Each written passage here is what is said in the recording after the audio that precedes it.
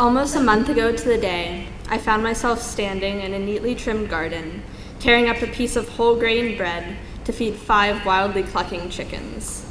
Classmates of mine did the same, as they moved their eyes, half amused, half confused, from the pecking chickens at their feet to the impressive henhouse that stood in front of them. We watched as our Spanish teacher emerged from the henhouse, goofy smile on his face, to tell us more about his feathered friends. Bellies and hearts full from the enchiladas we had shared at his dining room table, we listened to one of his many tales as the grins on our faces grew. As I returned home that night, still smiling, I reflected on the experience. My academic career at Ellis culminated in studying for an AP test, seated amongst close friends and my teacher at his dining room table, as we all talked openly about our personal and political opinions in a foreign language. In no other environment could I imagine the scene I painted coming together as naturally as it did. For me, that evening solidified my belief that teachers here have stretched the role of educator far beyond its traditional parameters. In addition to taking an interest in our academic learning, I've witnessed my teachers time and time again go out of their way to learn with us, laugh with us, counsel us, and care for us. Their willingness to be themselves, quirky and rough around the edges, has allowed us to be fully ourselves in class, in the halls, and beyond the walls of Ellis. While Mr. Gaddis is responsible, on paper at least, for teaching his students Spanish, I have come to realize that he, and all the other teachers in the Ellis community, have subtly and patiently taught us a multitude of more abstract languages. Miss Citron taught the 3rd graders, lucky enough to have her, the language of kindness, teaching by example the benefits of being compassionate towards others. Mr. Delphia taught some of my classmates the language of goofiness, further instilling in them the confidence to tap into their profoundly unique senses of humor, something nobody in the audience could deny my peers possess. Miss Hazlett taught my classmates and myself the language of accountability, demonstrating plainly how you always get out what you put in. In more recent years, Mr. Malmsham has taught us the language of questioning, always demanding that we look beyond the immediate answer to discover what props it up. The Sturdivants have taught us the language of exploration, showing us that in art one finds so many lenses through which to view the world. At every step of the way, from the bug jungle gym to this very stage, every teacher has taught us the language of acceptance, encouraging us to simply be who we are, not who we think we should be. So I must thank the teachers for their commitment to us. They've created a pretty remarkable product, my beloved class. It's impossible to sum up the character of my class in any amount of time, let alone a few minutes, so please forgive me for not attempting to do so.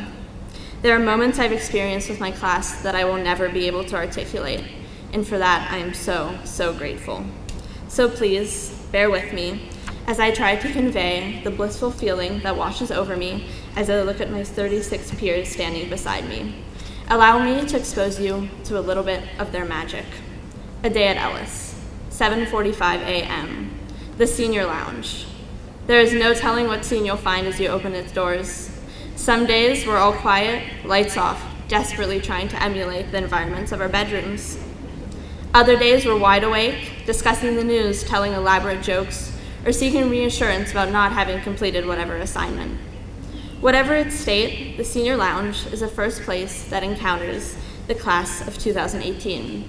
The lounge's best kept secret, I must say, is on the doors leading to its patio. There exists the quote-unquote rejection wall, universities scribbled on the glass with names and frowny faces attached.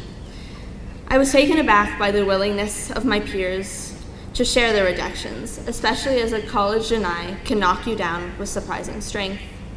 My classmates' enthusiasm about the rejection wall reaffirmed to me the fact that we, as a group of 37, have moved far beyond niceties and pleasant smiles.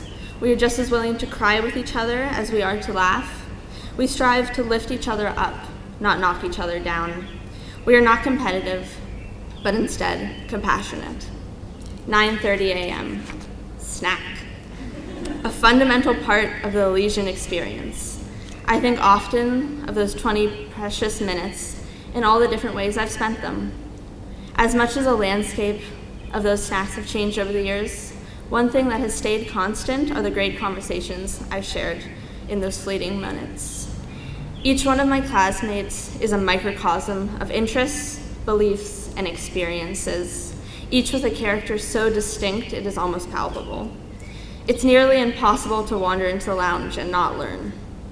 And if one has the patience to dive deeper, beyond the incredible facts, observations, and conclusions my classmates produce, I'm confident they will learn immensely valuable life lessons. They will learn how to speak their minds unapologetically, as my classmates do. They will learn how to explore ardently, as my classmates do. And they will learn how to exist unabashedly, as my classmates do. And there is no better lesson to be learned than that one. 11:30 a.m. Algebra, photography, physics, survey of art, European history. My classmates do it all. I think what is more impressive than the array of classes my peers take is the fact that they each approach it differently. The result of this are classmates teeming with personality. Over the years, I've seen my classmates find their voices in different arenas. Through wonderfully composed essays, critiques, and jokes, my peers lit up classrooms again and again. In doing so, they have sculpted a learning environment that is as consistently unpredictable as it is strong. And for that, we deserve to thank each other. 3:30 p.m. I've been so impressed by my classmates' ability to band together to create tremendous displays for Color Wars and Senior Prank Day, something I believe Allie mentioned. I was admittedly nervous for these events, as my measure of super high energy is an excited double thumbs up. But my classmates blew me away. Armed with scissors and creative ideas, I witnessed my peers make incredible displays with enthusiasm and diligence. What impressed me the most was what they came up for prank day. The decorations in teachers' rooms were not mean-spirited and certainly not lackluster, but rather very personal and funny. Everyone came together in the breezeway, right here, for a dance party during snack. The day displayed the best of my class. We're high energy, most of us, fun, thoughtful, and while we all have our own friend groups, ultimately, astonishingly inclusive. Kudos, you've made me very proud. Tomorrow, 7:45 a.m. I hope that every single one of you is in bed at that time tomorrow morning, getting some well-deserved rest. But as soon as you step foot on the ground, you do so as an Ellis graduate.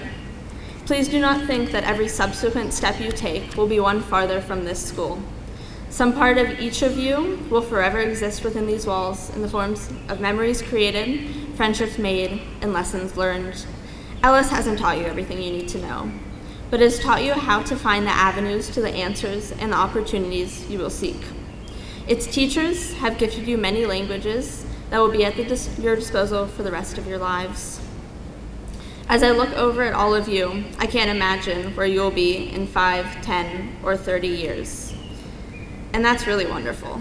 What I do know is that you'll each be in a place wholly different from your peers, charting new territories, discovering new things, becoming new people.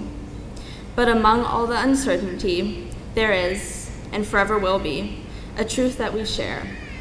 Ellis has imprinted on us as much as we have imprinted on it and each other.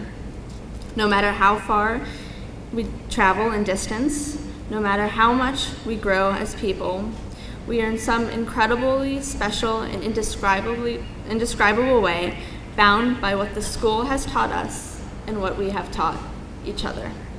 Thank you.